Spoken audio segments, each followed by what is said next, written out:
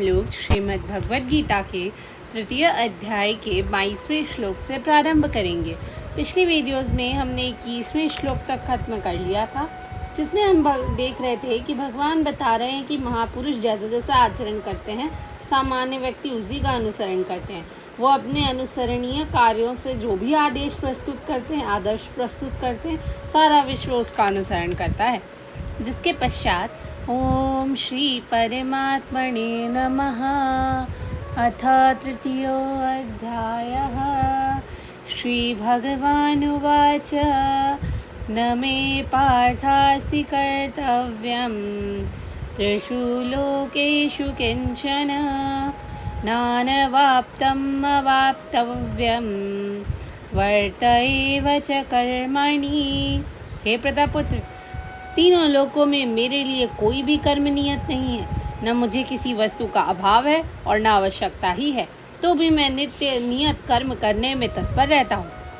वैदिक साहित्य में भगवान का वर्णन इस तरह से हुआ है। तमीश्वराणां परमं महेश्वरं तं देवतानां परमं च दैवतं पतिं पतीनां परमं परस्ताद्विदामदेवं भुवे न शमीड्यं न तस्य कार्यं कारणं च विद्यते न तत्समश्चाभ्यधिकश्च दृश्यते परास्य शक्तिर्विविधैव श्रूयते स्वाभाविकी ज्ञान बल क्रिया च। परमेश्वर समस्त नियंताओं के नियंता हैं और विभिन्न लोकपालकों में सबसे महान है। सभी उनके अधीन हैं। सारे जीवों के परमेश्वर से ही विशिष्ट शक्ति प्राप्त होती है। जीव स्वयं श्रेष्ठ नहीं है, वे सभी देवताओं द्वारा पूज्य हैं और समस्त संचालकों के भी संचालक हैं।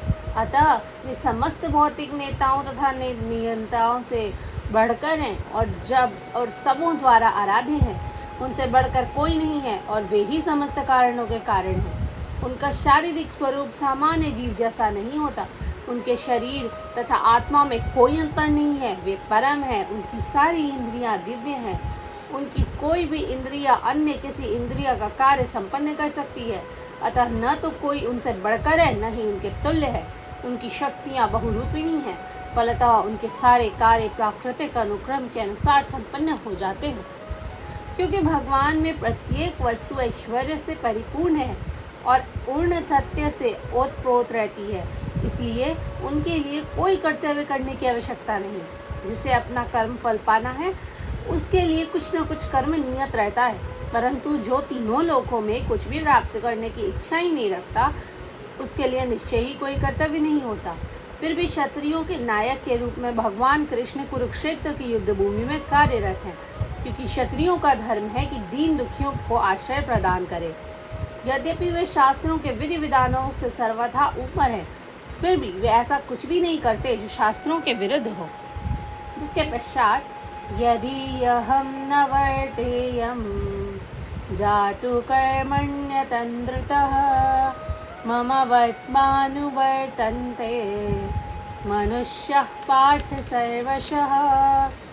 क्योंकि यदि मैं नियत कर्मों को सावधानी पूर्वक न करूं, तो हे पार्थ, निश्चित है कि सारे मनुष्य मेरे पथ का ही अनुगमन करेंगे। आध्यात्मिक जीवन की उन्नति के लिए एवं सामाजिक शांति में संतुलन बनाए रखने के लिए कुछ परंपरागत कुलाचार हैं, जो प्रत्येक सभ्य व्यक्ति के लिए होते हैं। ऐसे विधि विधानों को केवल बद्ध जीवों के लिए है, भगवान कृष्ण के लिए नहीं। लेकिन क्योंकि वो धर्म की स्थापना के लिए अवतरित हैं, इसलिए उन्हें निर्दिष्ट नियमों का पालन करना है। अन्यथा सामान्य व्यक्ति भी उन्हीं के पद चिन्हों का अनुसरण करेंगे। श्रीमद् भागवत में यह ज्ञात होता है कि श्री कृष्ण अपने घर में तथा बाहर गृहस्थोचित धर्म का आचरण करते रहे। धन्यवाद। आज के लिए बस इतना ही। हम लोग आगे के श्लोक अगली वीडियो में करेंगे। तब तक के लिए जय श्री राधे कृष्ण।